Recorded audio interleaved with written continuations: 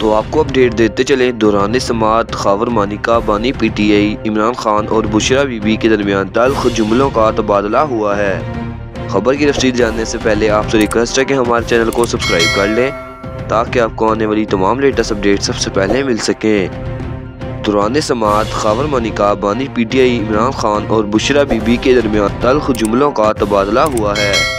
वकील बुशरा बीबी भी दौरान जराह ख़ावर मानिका से लड़ पड़े। बानी PTI ने बताया कि बुशरा बीबी को निकाह के दिन देखा। ख़ावर मानिका ने कहा कि तुम झूठ बोल रहे हो, खुदा के कहर से डरो।